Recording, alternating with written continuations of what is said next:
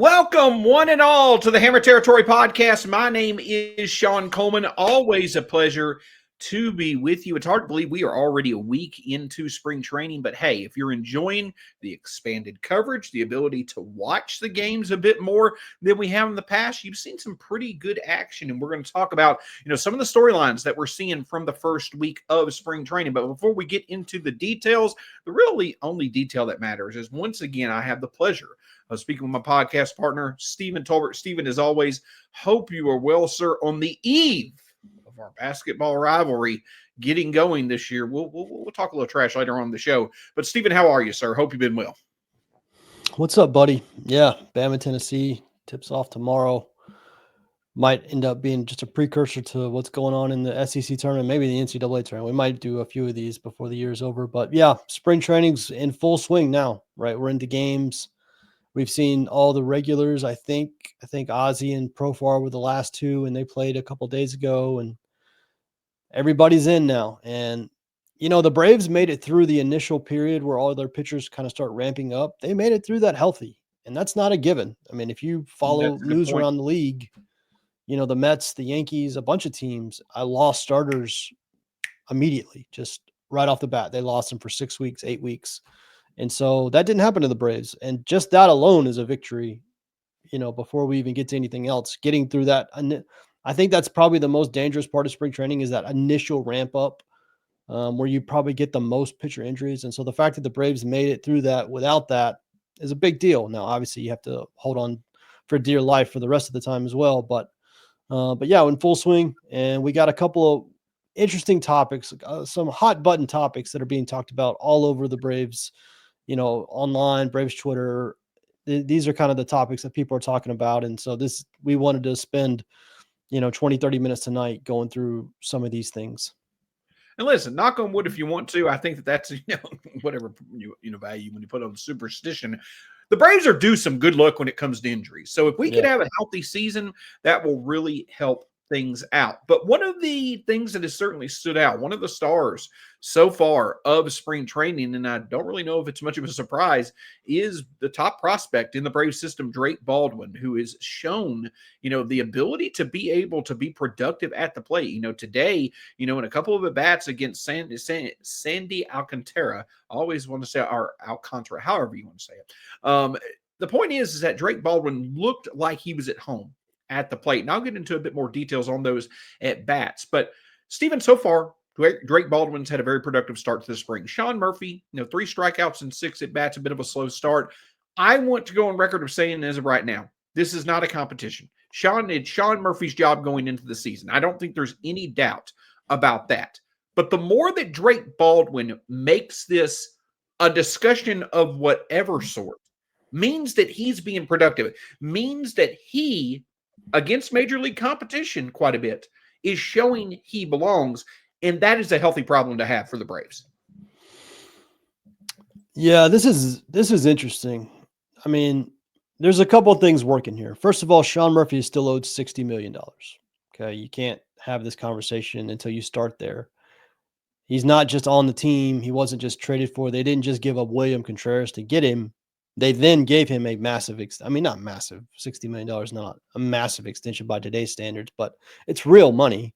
He's making $15 million for the next 4 years.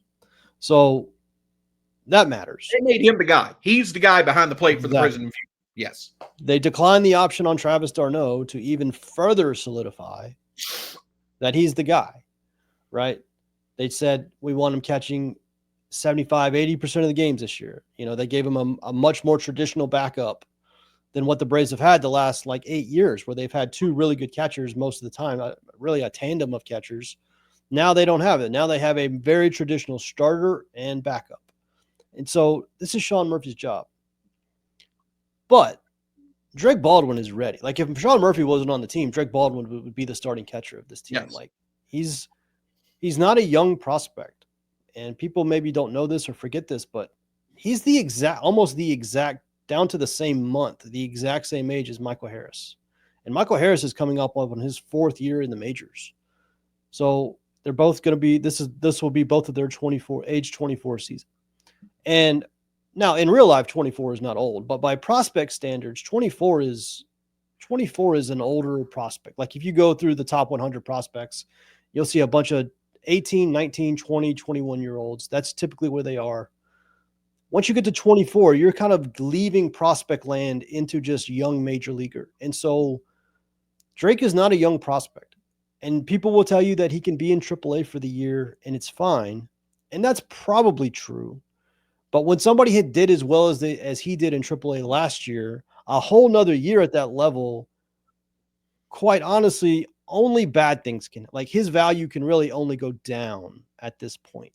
You know, he's already considered a top 20 prospect in baseball. There's a very, very small window where I guess his value could go up if he just has a monster year, but it's probably going to be the same as is or go down if he stays in AAA too long. So AAA is not a long-term solution. It is a very Band-Aid type of solution.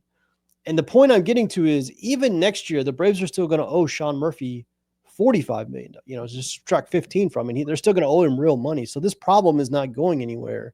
And this idea that he's going to be the weak side of a catching tandem where he's only going to, catch 35% of the time, I think is a waste of his talent.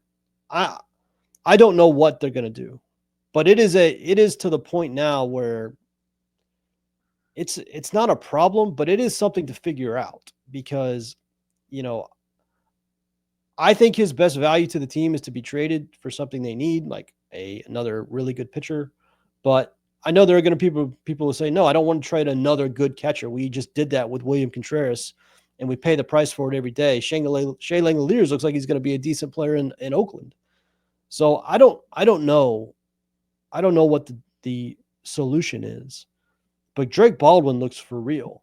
And he looks like a guy that doesn't need to spend that much more time in the minors. But the Braves have a long-term catcher who makes real money for the next 4 years. I don't know what you do. I really don't. I don't know if you have an opinion on it. I don't know if I don't know if you're fine with the 35% thing. I know the DH thing is coming up next year because Ozuna's probably going to leave, but he's not a DH. I mean, he's supposed to be a really good defensive catcher as well. Like he's not just a guy that catches in name only. Like he's supposed to be a good catcher. It's just a waste of value to put him at DH. I don't know. It's a fascinating situation. I don't know if you have an opinion, but I don't know what they're going to do, but they probably need to do something. Yeah, and I think that when it comes to Sean Murphy, listen, the reason why they moved off William Contreras to go get Sean Murphy at the time that the trade happened, and I want to make it clear, I think if you go back in time, Alex Anthopoulos doesn't make this move, knowing what he knows now 2 years later.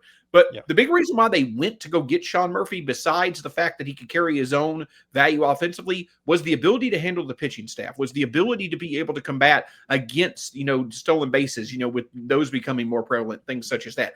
Sean Murphy still's pretty good to good in those areas. And especially when you've got a lot of questions about the pitching situation for the Braves, I think that is what's going to carry and make this a non-conversation, at least right now. Sean Murphy is a good spring for Drake Baldwin and a disappointing spring for Sean Murphy. Still doesn't make this a conversation for me. Sean Murphy's going to be in Atlanta. Drake Baldwin will be in AAA. But Sean Murphy has another injury like he did last year, which I'm not going to put blame on him for that. It could happen. If he does that, we could really start having a conversation because here's the other factor of all this. Drake Baldwin at the plate is that type of excellent approach hitter that this Braves offense needs more of. Working counts, putting the ball in play, not striking out a lot, being able to take walks, being able, like we saw several times, we've seen highlights of him taking the ball to the opposite field. He's taking pitches that normally players his age don't handle well. He's putting to the outside and he's taking it the other way.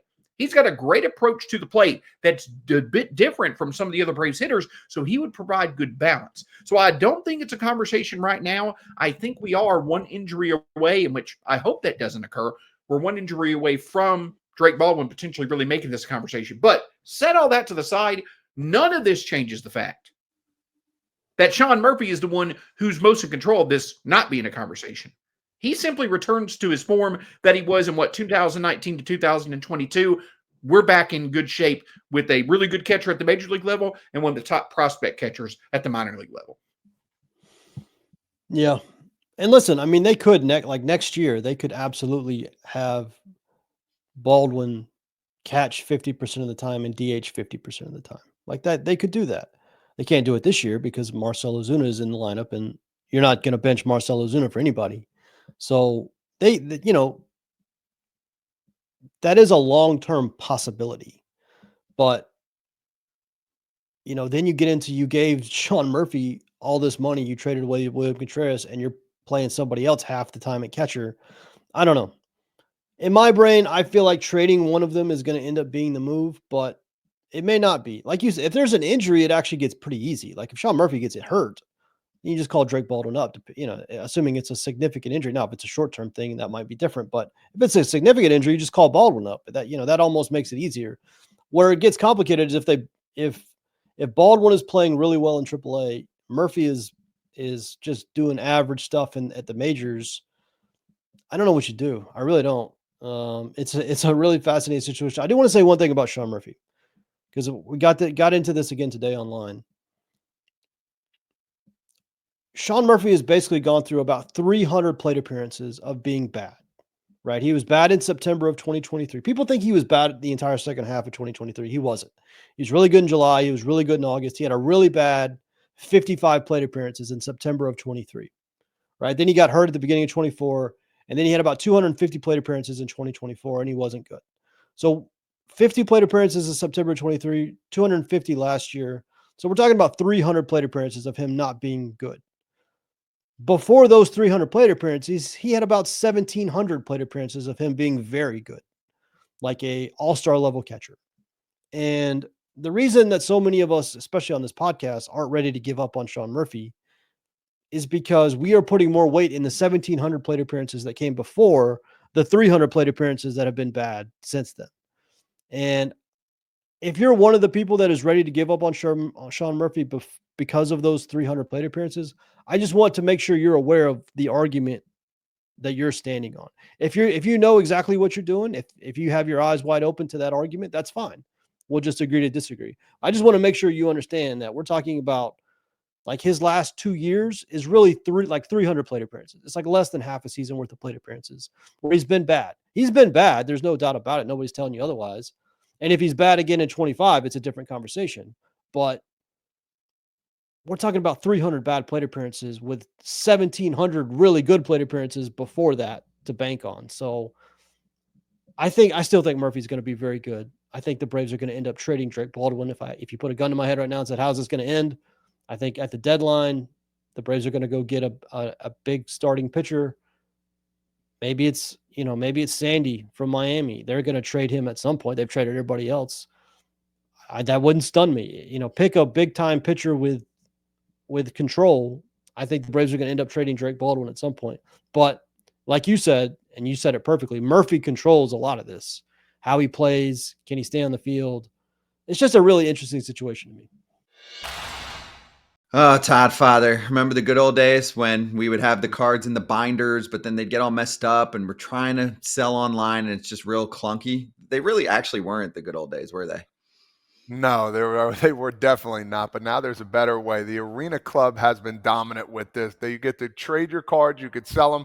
But the best part for me is getting them graded. I love everything about that. This new age of getting cards graded. You could display them on your online showroom, your mobile device. It's the coolest thing in the world. Whether you're buying, selling, trading, or displaying, Arena Club is the all-in-one trading card platform. You have to sign up for an account at arenaclub.com/foul. Just like Todd Father mentioned, there's a process that combines AI and human grading to get the job done. Right now, 20% off your first slab pack or card purchase by going to arenaclub.com/foul. Use code FOUL. That's arenaclub.com/foul. Code FOUL for 20% off your first purchase. And again, I don't think it's in any way, shape, or form a positive if I'm comparing Sean Murphy to Orlando Arcia, and I'm not wanting people to say that I feel like Sean Murphy is on the level of Orlando Arcia. But another thing that stands out, Alex Anthopoulos sticks with his guys.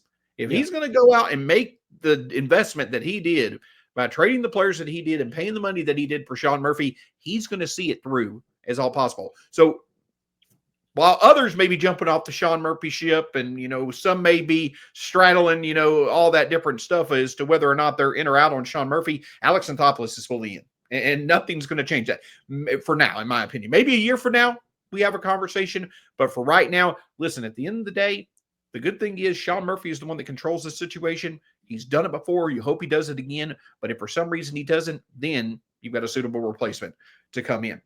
But when we talk about this conversation on the catching side, it's all about what you've done for me lately, right? And Sean Murphy, obviously has struggled lately. But where that idea comes in, what have you done for me lately? And the Braves is it really defines the fifth starter role.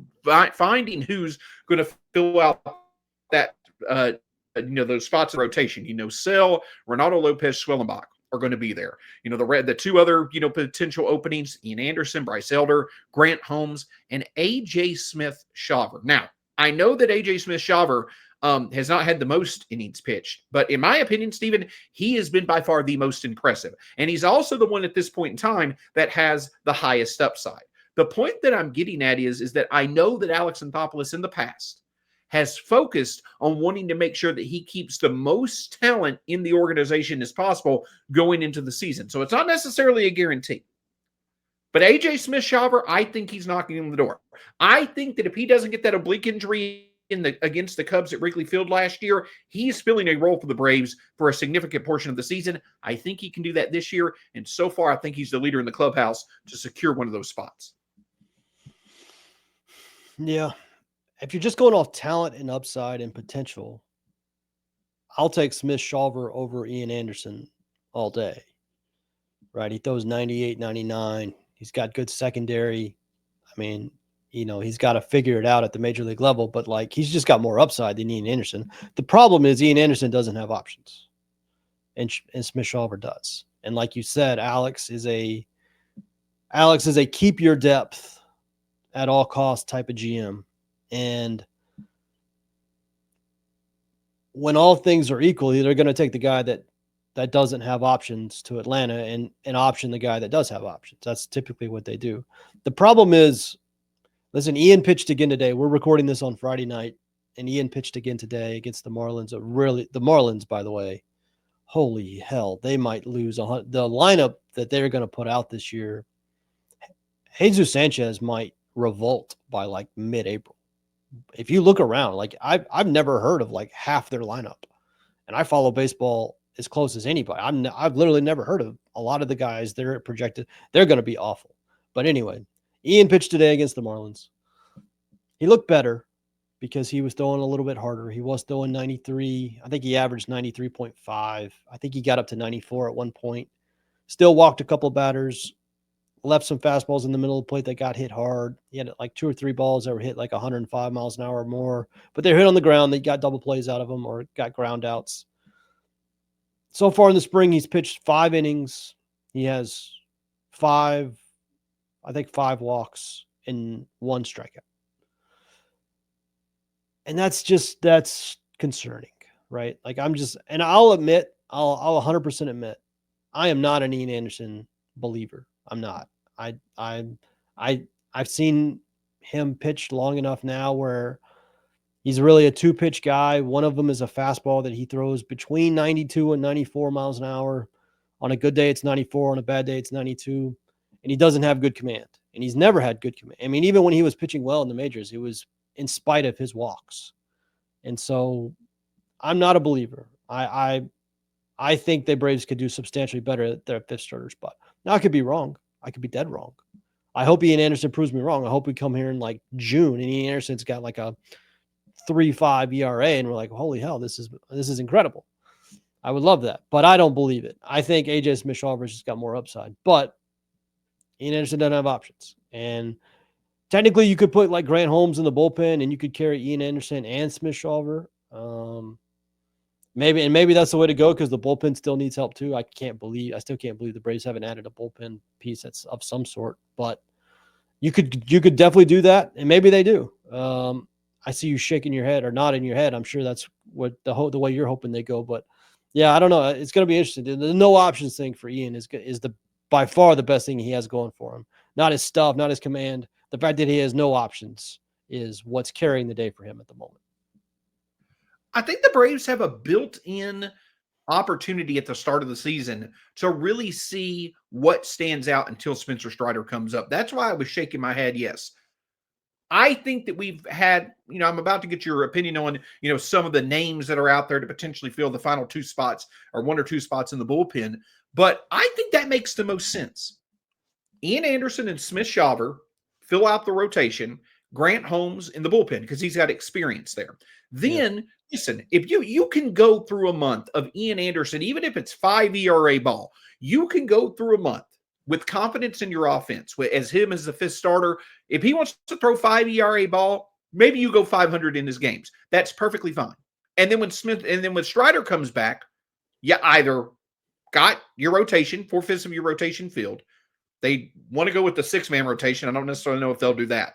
But Spencer Strider comes back. If Ian Anderson isn't in, at that point, you've seen it through as much as you possibly can. DFA makes perfect sense. Then in that 5th starter spot, hey, if Smith-Shawver's doing well, let him keep going. Keep Holmes in the bullpen. If Smith-Shawver struggling, well, then option Smith-Shawver down, put Holmes in the bullpen, bring up one of your relievers. I think that setup checks the box of keeping the most talent in the organization, which we know Anthopoulos likes to do, but it also allows for Anderson and Smith-Shawver both to be able to see if they can find the groove that you hope at least one of them can find to start the season that would really add that quality depth we need. Because, we'll get into it in a second. Each day that we go, Stephen, without seeing something happen, I don't think that there's going to be a notable addition to the starting rotation coming soon. I think that the Braves feel like, and especially if Smith-Shawver is doing well in spring training, they've got enough depth to navigate the first half of the season in their starting rotation. But to me, Smith-Shawver, Ian Anderson in the rotation, Holmes in the bullpen, that makes the most sense. I know some may not necessarily agree because a lot of the hype that Grant Holmes got this offseason, but I think that makes the most sense in terms of experience, keeping talent in the organization, and allowing for you to fully see all 3 through until Strider comes back. Yeah, I mean, that makes sense to me. I do wonder, they asked Brian Snitker about the 6-man rotation stuff because they did it so much in the first half last year, if they were going to do it again. And he said, yeah. So I do wonder if they'll take Holmes, Anderson, and Smith-Shawver all in the rotation. They've got a nasty West Coast road trip right out of the gate. They go to San Diego, to LA for the Dodgers. I don't know. That 6-man rotation would be tough there because you would really love to have the extra arm in the bullpen for that trip. So maybe they don't. I don't know. Ian Anderson can't walk 5 batters for every 1 strikeout he gets. I know that.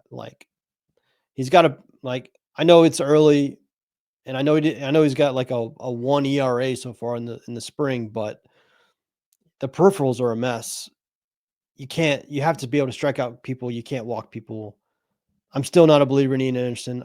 I know people get very mad when you say that because he has had success. I think people have overblown some of his success with the Braves. A lot of it was smoke and mirrors at the time. So I would take Ian Anderson. I would probably DFA him. I know that's controversial. I don't think he's a big league pitcher at this point. I would put Smith-Shawver and Grant Holmes in the rotation, and I would sign a bullpen piece.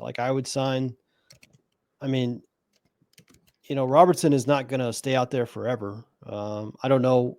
I don't know if he's not on the Braves' radar. I would love the Braves to sign him, but David Robertson, of course, who I'm talking about. But we'll see. We'll see what they do. But yeah, I'm not an Ian Anderson believer. I know a lot of people are. I hope I'm wrong.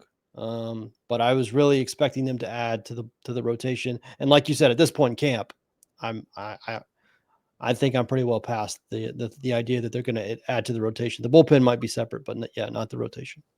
Well, speaking of the bullpen, I think it's also interesting to talk about that because we've seen several of the players that the Braves have brought into, spring training, not a lot of notable names, but some names that they're at least intrigued by so far. Stephen, 1 or 2 of those names that has really stood out to you as kind of being like, this guy's got a bit better stuff than I thought he did.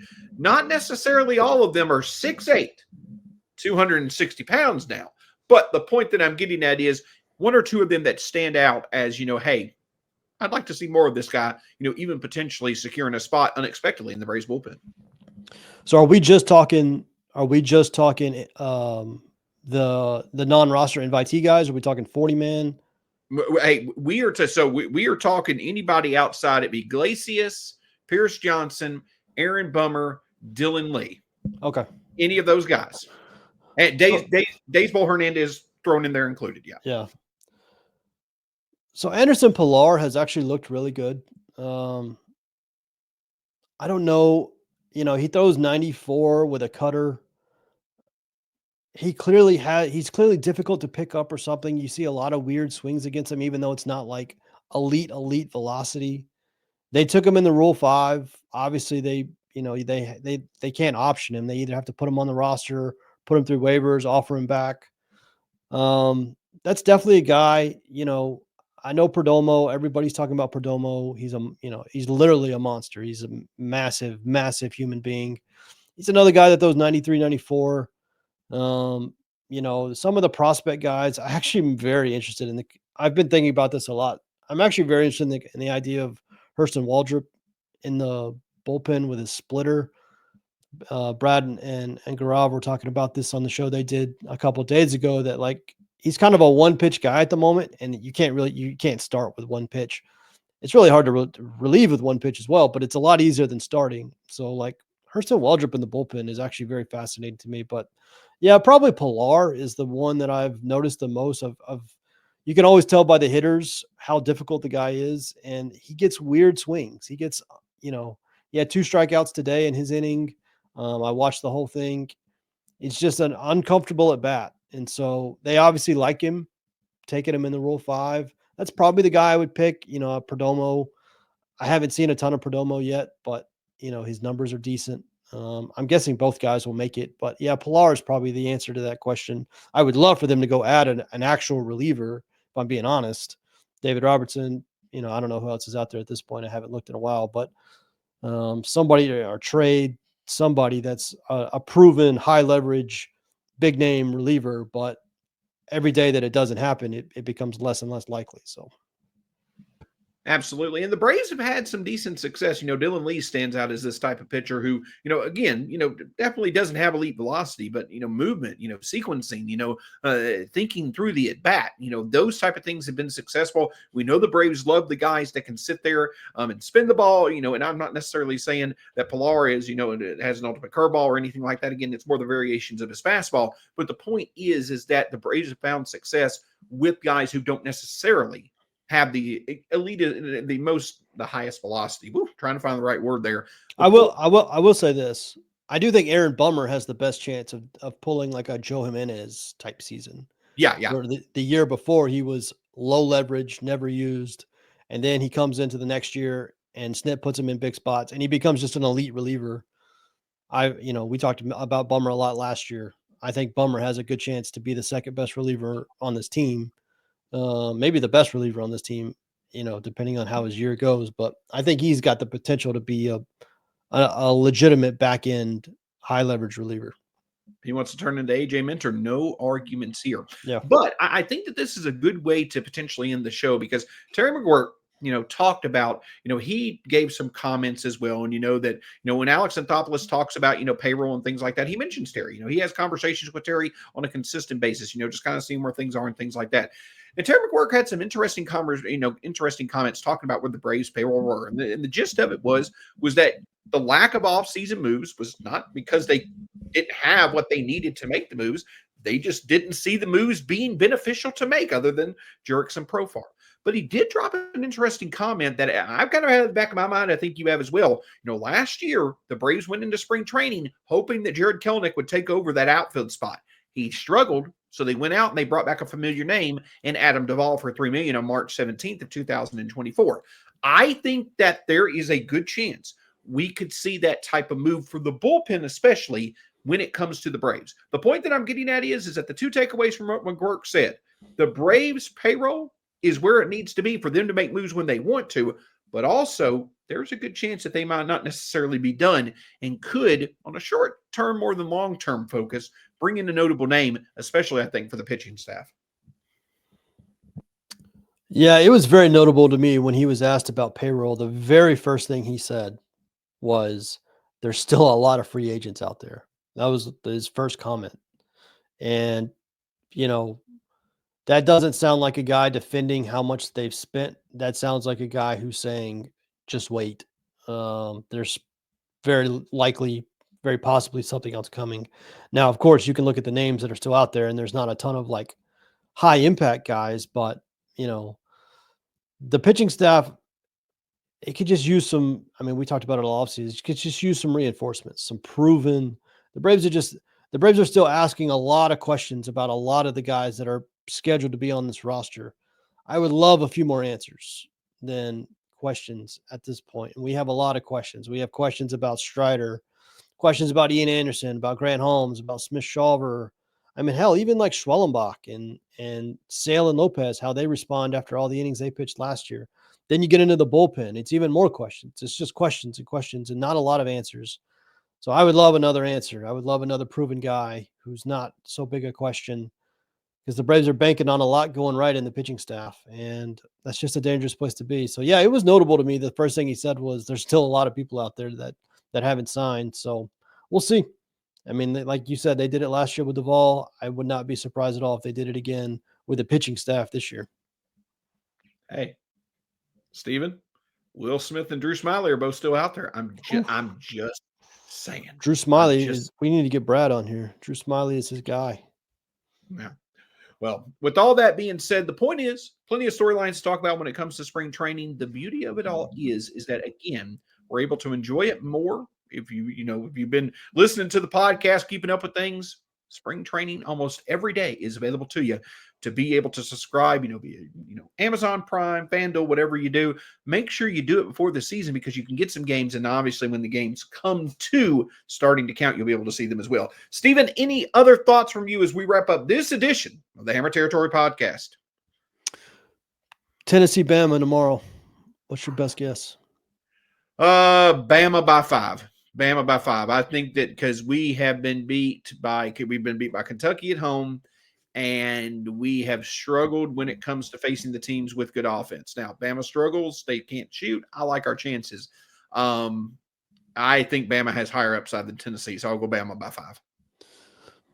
I'm going to say Bama. Bama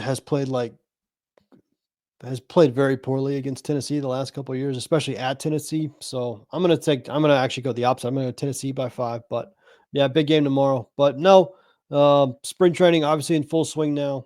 I'm still waiting. I still think there's going to be a move of some sort. I still think Alex is going to add a pitcher of some regard, but until it happens, this is the group we got. And we're obviously going to talk about all the guys that are in the running. The catching situation is fascinating to me. I would love to know exactly what they think about Drake and exactly what their plans are for him long-term. But yeah, we're going to have to wait and see, but it's going to be fascinating to watch it. And here's the thing about the situation is that you're using the word fascinating because it's a favorable situation. Again, Sean Murphy does well. This ends the conversation. He doesn't do well. We have a conversation about a top prospect in baseball. Boom.